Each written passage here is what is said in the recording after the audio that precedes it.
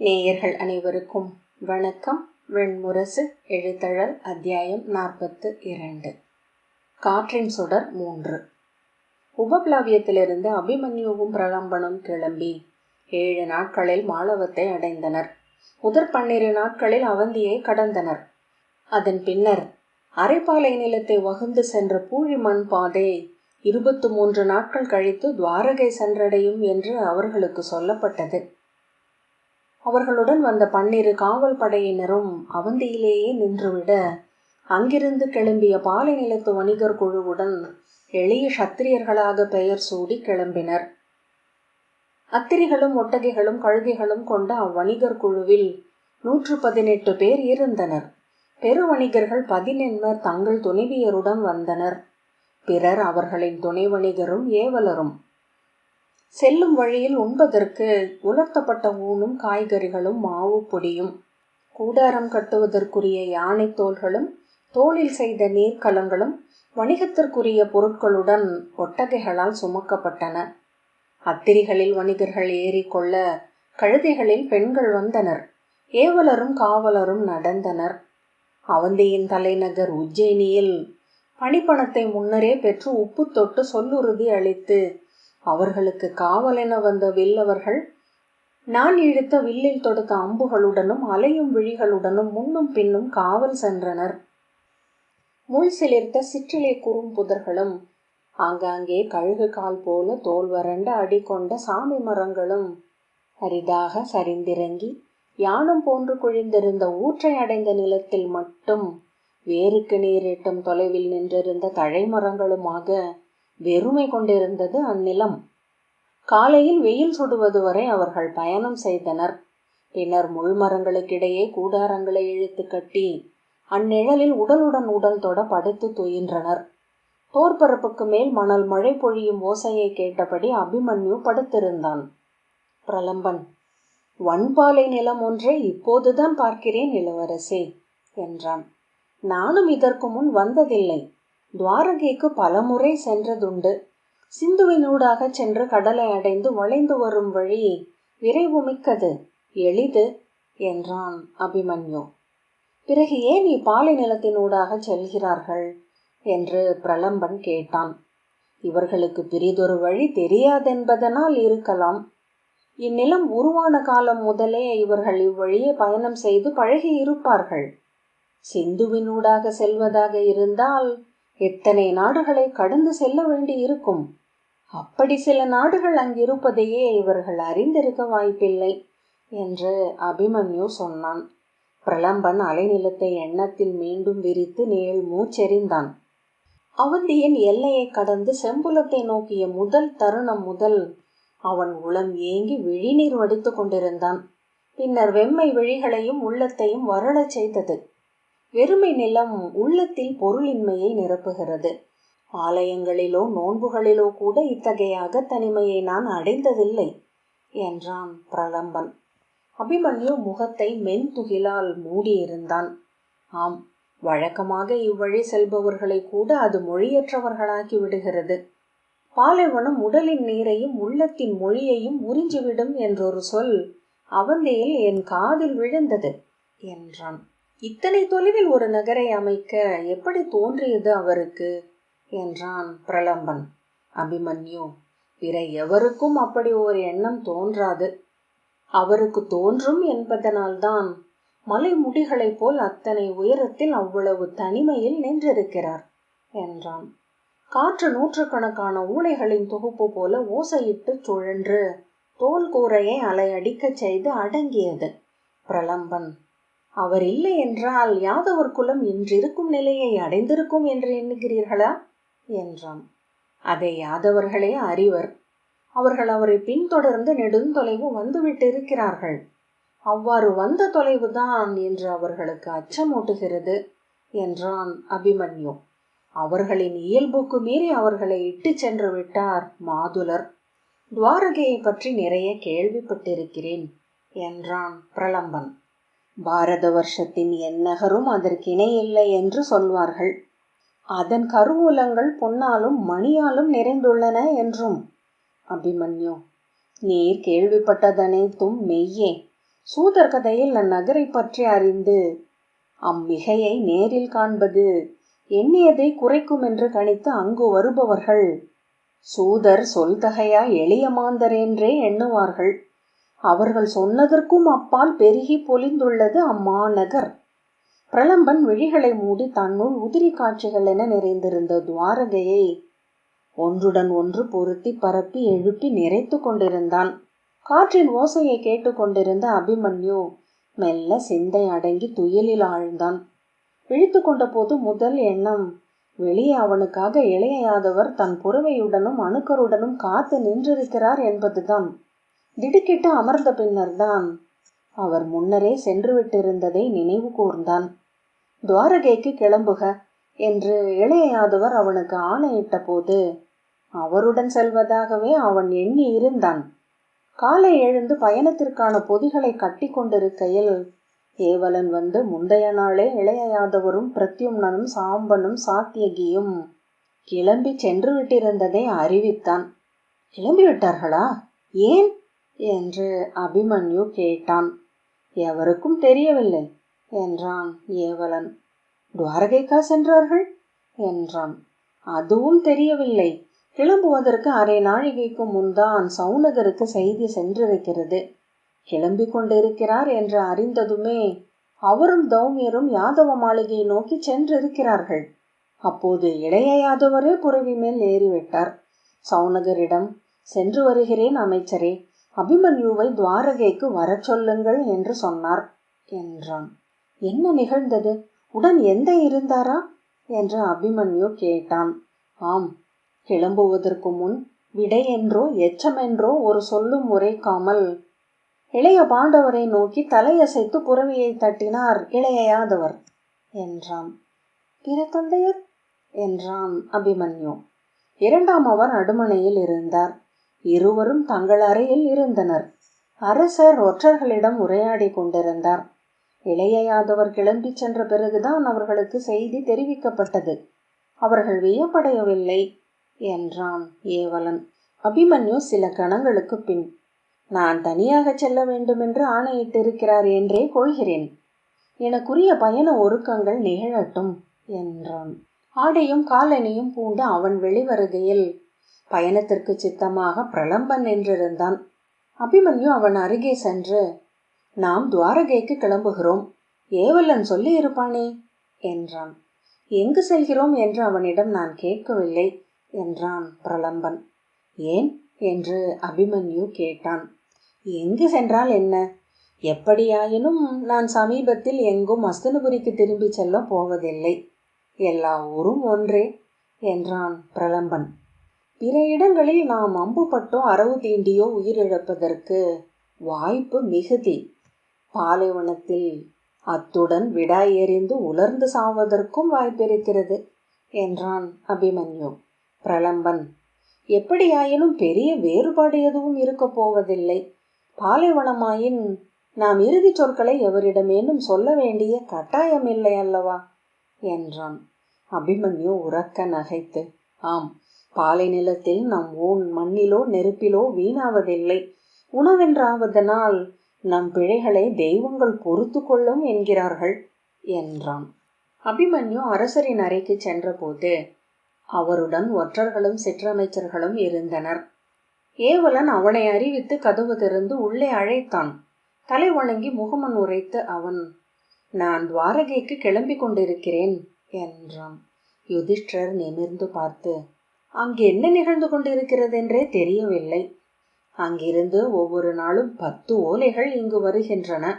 10 செய்திகளையும் தொகுத்து ஒற்றை செய்தியாக்கி ஒரு போக்கை கணிப்பதென்பது சூது விளையாடுவது போல. சூது நாம் விழைவதையே நமக்கு காட்டுவதனால்தான் நம்மை ஆட்டுவிக்கிறது என்றார். அத்தனை கணிப்புகளுக்கும் அப்பால் பிரிதொன்று நின்று கொண்டிருக்கிறது. அதுவே மெய். அங்கு சென்ற பின் உனது உளப்பதிவை எனக்கு ஓலையில் பொறித்தனுப்பு. வெயில் சாய்ந்து காற்றில் வெம்மை அடங்க தொடங்கிய பின்னரே பாலைவன வணிகர்கள் துயில் எழுந்து தாழ்ந்த குடில்களில் இருந்து கையூன்றி தவழ்ந்து வெளியே வந்தனர். அவர்களை சூழ்ந்து காற்று ஒழிந்த மென்மணல் திரை அலையலையாக மூடி கிடந்தது. அத்திரிகளும் ஒட்டகைகளும் கழுதைகளும் உடலை உதறி மணலை பொழித்து கொண்டிருந்தன. சிறிய நார் தூரிகையால் அவற்றின் உடலில் படிந்த மணலை தட்டி தூய்மைப்படுத்தி நீர்ப்பைகளை அவற்றின் வாயிலேயே கட்டி நீரூட்டி சேனங்களை பூட்டி கிளம்புகையில் நிழல் நீண்டு மணல் அலைகளின் மீது நெளிந்து கிடந்தது. இரவு முழுக்க அவர்கள் பயணம் செய்தனர். ஆங்காங்கே சிறு சோலைகளில் தங்கி விலங்குகளுக்கு நீர் காட்டி பைகளை நிரப்பிக் கொண்டனர். அவந்தியிலிருந்து கிளம்பும் போது ஆணைகளும் எச்சரிக்கைகளும் வசைகளும் ஒலித்தன. ஒருவரோடொருவர் மெல்லிய குரலில் பேசிக்கொண்டோ அரிதாக சிறு பூசலிட்டபடியோ சென்றனர். ஓரிரு நாட்களுக்குள் சொற்கள் முற்றிலும் அவிந்தன. இரவில் வானொலி பரவிய பாலைவனத்து மணல் அலைகளின் மீது குழம்புகளும் கால்களும் விழும் ஓசை மட்டுமே என சென்று கொண்டிருந்தனர். ஒட்டகைகளின் சுண்டுகளின் அதிர்வுகள், கழுதிகள் காதுகளை அடித்து கொள்ளும் ஓசைகள், விலங்குகள் பெரிதொரு மொழியில் தங்களுக்குள் பேசிக் கொண்டிருப்பதை அபிமன்யு கேட்டான். அவற்றை தங்கள் பணிக்கு ஆற்றுப்படுத்துவதாக வணிகர்கள் எண்ணுகிறார்கள். அப்பணி என்ன என்று அறிந்திராத போது அவற்றுக்கு அது ஒரு பொருட்டே அல்ல. பிரிதொரு வாழ்வை அவை தலைமுறைகள் தோறும் வளர்த்து தங்களுக்கென அமைத்து கொண்டிருக்க கூடும். தங்கள் மேல் ஊர்ந்தும் உடன் நடந்தும் வரும் வணிகர்களை பொருளற்ற நிழல்கள் என்றே அவை உணரக்கூடும். உரையாடலற்று போகும்போது உள்ளம் எண்ணங்களின் தொடர்பமைவை இழந்து விடுவதை அவன் கண்டான். ஒன்றுடன் ஒன்று பொருந்தாத விந்தை சொற்றொடர்கள், பொருளென திரளாத சிதறும் சொற்கள். பேசுவதினூடாகவே எண்ணத்தை ஒருங்கமைத்துக் கொள்கிறானா மனிதன்? வாயால் பேசி அப்பேச்சை உளம் நடிக்கும்படி செய்கிறான். உள்ளத்தின் பேச்சு பிரிதொன்று. அது சொற்கள்தானா? வெறும் ஓவியங்களா? இந்த மருவ நிலம் என்னை தன்னை போல் மாற்றிக்கொண்டிருக்கிறது. எல்லையற்று விரிந்ததாக, பொருளற்றதாக, அனைத்தையும் ஏந்தி அப்பால் இருப்பதாக. 2 நாட்களுக்கு மேல் ஆயிற்று பிரலம்பனிடம் ஏதேனும் சொல்லி என்று அவன் ஒரு முறை உணர்ந்தான். பிரலம்பன் அவன் திரும்பி பார்த்ததை நோக்கி அருகே வந்து தலை வணங்கினான். நாம் பேசிக்கொள்ளவே இல்லை என்று எண்ணிக்கொண்டேன் என்றான். அப்போதுதான் அதை உணர்ந்த பிரலம்பன், ஆம், விந்தைதான் என்றான். ஏன் என்றான் அபிமன்யு. நாம் சந்தித்த நாள் முதல் நிறைய பேசிக்கொண்டிருக்கிறோம் என்று பிரலம்பன் சொன்னான். பேச்சு நின்றுவிடும் போதெல்லாம் உள்ளம் கூச்சலிட தொடங்கி விடுகிறது. இந்த வன்பாலை நிலத்தில் மட்டுமே சொல்லின்றி உங்களுடன் வந்தேன். அபிமன்யு, இவர்கள் யாதவபுரியை பற்றி என்ன சொல்கிறார்கள் என்றான். விந்தை. வணிகர்களுக்கே அரசியல் தெரியும் என்பார்கள். இவர்களுக்கு யாதவ அரசியல் பற்றி எதுவுமே தெரியவில்லை. அவந்தியிலிருந்து துவாரகை வரைக்குமான பாதையில் அத்தனை ஊற்றுக்களையும் அங்கிருக்கும் நீர் அளவுகளையும் அறிந்திருக்கிறார்கள். இவ்வழி சென்று மேலும் அனைத்து வணிக குழுக்களும் எங்கிருக்கின்றன என்றும் எத்தகைய பொருட்களுடன் சென்றிருக்கின்றன என்றும் ஒவ்வொருவருக்கும் தெரியும். துவாரகையை யாதவர்கள் ஒழிந்து செல்கிறார்கள் என்று கூட அறியாதிருக்கிறார்கள் என்றான். அபிமன்யு புன்னகைத்து, இவர்கள் பாலையோடிகள், வணிகம் பழகியவர்கள் அல்ல என்றான். அது ஒரு புற நடிப்பா என்று நானும் ஐயுற்றேன். நாட்கள் செல்ல செல்ல மெய்யாகவே இவர்களுக்கு ஒன்றும் தெரியவில்லை என்று தெளிவாகியது என்றான் பிரலம்பன். தேவையற்றதை தெரிந்து கொள்ளாமல் இருப்பது ஒரு நல்ல தற்காப்பு என்றான் அபிமன்யு. பிரலம்பன், நான் என் வாழ்நாளில் தேவையற்ற ஒன்றே ஒன்றைத்தான் தெரிந்து கொண்டேன். அன்று தொடங்கி இக்கணம் வரை என் துயர் நீள்கிறது என்றான். அபிமன்யு, அஞ்ச வேண்டியதில்லை பிரலம்பரே, அத்துயருக்கு ஓர் எல்லை நெருங்குகிறது என்றான். பாலைலா என்றான் பிரலம்பன். நான் ஒன்று உமக்கு உரைக்கவா? உமது இறப்பு எதிரியின் வாளால்தான். வீரர்களுக்குரிய இறப்பு. அஸ்தினபுரியின் தென்மேற்கு காட்டில் உமக்கு ஒரு நடுக்கல் உண்டு. 7 தலைமுறை காலம் புளித்த கள்ளும் காந்தல் மலரும் உப்பில்லாத அப்பமும் பெறுவீர் என்றான். பிரலம்பன், நற்சொல், பெரும் பேறு பெற்றேன். யாதவ நிலத்தின் தொடக்கத்தை அறிவிக்கும் கருட கொடி மணல் அலைகளுக்கு அப்பால் மெல்ல எழுவதை கண்டதும் வணிகர் குழுவில் உவகை ஒளிகள் எழுந்தன. பலருடைய தொண்டைகள் நெடு நாட்களுக்கு பின் ஓசை கொள்கின்றன என்பதை அபிமன்யு அறிந்தான். வணிகர் குழுவின் தலைவர், இனி 2 நாட்கள் என்றார். யாதவ நிலத்தில் வணிகர் எவரும் இறப்பதில்லை என்றார் பிரிதொருவர். பிரலம்பன் அவரிடம், ஏன் என்றான். எங்கு விடாய் மிகுந்து நீர் தீர்கிறதோ அங்கு இனிய ஊற்றுடன் ஒரு சாவடி அமைந்திருக்கும். எங்கு நோயுறுவோமோ அதன் அருகிலேயே மருத்துவர் இருப்பார். யாதவ நிலத்தில் எதிரியின் படைக்கலம் என எதுவும் எழுவதில்லை. பாலைவன பாம்புகள் கூட நச்செழுந்து வெறும் நெளிவுகள் என்றாகிவிட்டிருக்கின்றன என்கிறார்கள் சூதர்கள் என்று அவர் சொன்னார்.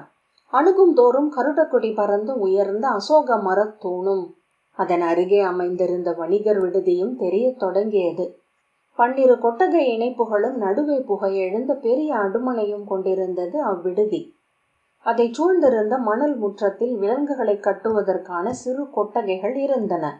அவர்கள் சென்றபோது அங்கே 100கணக்கான ஒட்டகைகளும் அத்திரிகளும் கழுதைகளும் முன்னரே கட்டப்பட்டிருந்தன. மையப்பாதையில் வந்த வண்டிகளும் அவற்றை இழுத்த காளைகளும் பிரிதொரு பகுதியில் நின்றிருந்தன. மர பீப்பாய்களில் விலங்குகளுக்கு நீர் வைக்கப்பட்டிருந்தது. அத்திரிகளும் அவற்றில் முகம் முங்க அழுந்தி செவிகளை நனைத்து அசைத்து தங்கள் மேல் நீர் தெளித்து குளிர வைத்து கொண்டன. மூச்சு சீர நீர்த்துளிகள் தெறிக்க தலை தூக்கி உடல் விதிர்த்து குளிர் நீர் அருந்தியதின் இன்பத்தில் திளைத்தன. குளம்படிகளும் காலடிகளும் இடைவெளியின்றி பரவிய முற்றத்தில் விலங்குகளிலிருந்து இறக்கி வைக்கப்பட்ட வணிகப் பொதிகள் பல 100 சிறு கூட்டங்களாக பறந்திருந்தன. ஒவ்வொன்றின் மீதும் அவ்வணிக குழுவின் அடையாளம் பொறிக்கப்பட்ட சிறிய கொடி நடப்பட்டிருந்தது. சில பொதி குவைகளுக்கு அருகே அதற்குரிய காவலர் அமர்ந்திருந்தனர். கொட்டகைகளில் வணிகர்களின் பேச்சொலிகளும் சிரிப்பொலிகளும் நடுநடுவே உரத்த கூச்சல்களும் கேட்டன.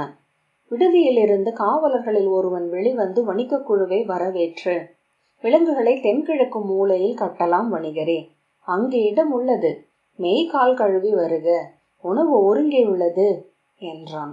உணவு ஒருங்கி இருக்கும் என்பதை நீர் சொல்ல வேண்டியதில்லை.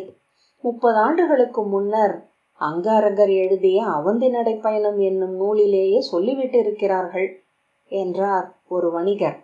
காவலன் சிரித்து, ஆம் வருக என்றபடி உள்ளே சென்றான். விற்காவலர் அங்கங்கே அமர்ந்து கொள்ள ஏவலர்கள் விலங்குகளை நீர் காட்டி தறிகளில் கட்டினர். அபிமன்யுவும் பிரலம்பனும் கைகளையும் முகத்தையும் கழுவிக்கொண்டு சிறு கொட்டகைக்குள் நுழைந்தனர். அங்கு வணிகர்கள் சிறு சிறு குழுக்களாக திரண்டு அமர்ந்து தரையில் வரையப்பட்ட களங்களில் ஆடுபுலி விளையாடி கொண்டிருந்தனர். கூச்சல்களும் சிரிப்புகளும் எழ ஒரு குழுவிலிருந்து ஒருவன் எழுந்து ஓடினான். பிடி, அவனை பிடி என்று பிறர் கூவ இருவர் ஓடிச் சென்று அவனை பிடித்து தரையில் இழுத்து வந்தனர். சிரித்தபடியே, நான் கொடுக்க போவதில்லை, நான் முன்னரே கொடுத்து விட்டேன் என்று அவன் கூவ, பிரலம்பன், இவர்கள் விளையாடுவதும் வணிகம்தான். பல விளையாட்டுகளில் வெள்ளியும் பொன்னும் பந்தய பொருள் என வைத்திருப்பதை காண்கிறேன். தரையில் விரிக்கப்பட்ட ஈச்சம்பாய்களில் அவர்கள் இருவரும் படுத்துக்கொள்ள, அப்பாலிருந்து புழுதி படிந்த தாடியுடன் அழுக்கான தலைப்பாகை அணிந்த முதிய வணிகர் எழுந்து அருகே வந்தார். வணங்குகிறேன் இளம் வணிகர்களே, நீங்கள் அவந்தியிலிருந்து வருகிறீர்கள் போலும். பிரலம்பன், அதை கண்டுபிடிப்பது அவ்வளவு ஒன்றும் கடினமல்ல என்றான். ஆம், ஆனால் நான் பொதுவாக மிக எளியவற்றையே கண்டுபிடிக்கிறேன். கடினமானவற்றை நேரடியாக கேட்டு தெரிந்து கொள்வது என் வழக்கம் என்றபடி அவர் அமர்ந்தார். கால்களை நீட்டி விரல்களால் நீவியபடி, நீங்கள் அவந்தி நாட்டினர் அல்ல என்று எண்ணுகின்றேன். இவர் அணிந்திருக்கும் இந்த கங்கணம் விராடபுரிக்குரியது என்றார். பிரலம்பன், கடினமானவற்றையும் தெரிந்து கொள்ளும் ஆற்றல் கொண்டிருக்கிறீர்கள். ஆம், என்னால் பாம்பையும் புழுவையும் குரங்கின் வாலையும் முதல் பார்வையிலேயே பிரித்தறிந்துவிட முடியும் என்று சொன்ன முதியவர், என் பெயர் சுபாலன், வணிகன் என்றார். பிரலம்பன், எந்த குழுவைச் சேர்ந்தவர்? அவந்தியிலிருந்துதான் நானும் வருகிறேன். எங்கள் குழு சற்று முன்னால் கிளம்பி நடை பிந்தியது. உடன் வந்த ஒருவர் நோயுற்று இறந்தார். நாங்கள் கிளம்பி 4 நாட்களுக்கு பின் நீங்கள் கிளம்பி இருக்கிறீர்கள் என்ற பின், விராடபுரியின் செய்திகள் ஏதேனும் உண்டா? ஐயத்துடன், என்ன செய்திகள் என்றான் பிரலம்பன். பாண்டவ இளவரசர் அபிமன்யு விராடபுரியின் இளவரசி உத்தரையை மணக்கவிருப்பதாக செய்திகள் வந்தன என்றார். அந்த மனம் நிகழ்ந்து பல நாட்களாயிற்று என்று பிரலம்பன் சொன்னான். அதற்காகத்தான் இளைய யாதவர் விராடபுரிக்கு சென்றார். அவர் இன்னமும் துவாரகை மீளவில்லை என்றார் சுபாலர். அபிமன்யு, அதை எப்படி அறிவீர்கள் என்றான். துவாரகையே அவருக்காக காத்திருக்கிறது, தாங்கள் அறிந்திருப்பீர்கள். துவாரகையிலிருந்து அவர் கிளம்பி 13 ஆண்டுகள் கடந்துவிட்டன. ஒரு சிறு காவல் நகரில் தன்னந்தனிமையில் ஊழத்தில் இருந்தார் என்கிறார்கள். ஆம் என்றான் பிரலம்பன். நோயுற்றிருந்தார் என்றும் சொல்லப்படுகிறது. அதை நாம் கண்டுபிடிக்கவே முடியாது. அல்லது நோயை அவர் ஊழ்கமென்றோ ஊழ்கத்தை நோய் என்றோ கொள்ள வேண்டியதுதான் என்றார் சுபாலர். பிரலம்பன் புன்னகையுடன், சூதர்களுடன் நல்ல பழக்கம் போன்றிருக்கிறது என்றான். ஆம், நான் செய்த வணிகம் இழப்பில் முடிந்த பிறகு பிற வணிகர்களுக்கு வழிகாட்டியாகவும் நல்லுரை அளிப்பவனாகவும் பணியாற்றி வருகிறேன். அவந்தியிலிருந்து துவாரகைக்கும் திரும்பவும் அழைத்து செல்வது என் வழக்கம். நான் அறிந்தவற்றை சொன்னால் போதுமான அளவுக்கு அறிதல் அற்றவன் என்று இவர்கள் என்னை எண்ணுவார்கள். ஆகவே அறியாதனவற்றையும் சேர்த்தே சொல்வேன். கதைகளும் நூல் உரைகளும் செவி செய்திகளும் அனைத்தும் தேவைப்படுகின்றன வணிகர்களுக்கு என்றார் சுபாலர். செய்திகளை பொழுதுபோக்கிற்காக செவி கொள்ளத் தொடங்கினால் எல்லாம் செய்தியே, எதுவும் பொருள் கொண்டதும் அல்ல. பிரலம்பன், சரி, எங்களுக்கு செய்தி சொல்க. துவாரகையில் என்ன நிகழ்கிறது என்றான். என்ன நிகழும்? இளையவர் சென்ற பிறகு மெல்ல அது பொலிவிழக்க தொடங்கியது. முன்பு ஒவ்வொரு நாளும் ஒரு விழா அங்கு நிகழும் என்பார்கள். துவாரகையின் அடுமனையில் பண்டிகை சமையல் மட்டுமே நிகழும் என்றும் அன்றாட சமையலை அங்குள்ளோர் அறிய மாட்டார்கள் என்றும் கேட்டுள்ளேன். 13 ஆண்டுகளாக அங்கு மூத்தவள் ஆட்சி செய்கிறாள். அபிமன்யு, நான் அவ்வாறே கேள்விப்பட்டேன் என்றான். எழுத்தழல் 42வது அத்தியாயம் இத்துடன் நிறைவு பெற்றது. நன்றி.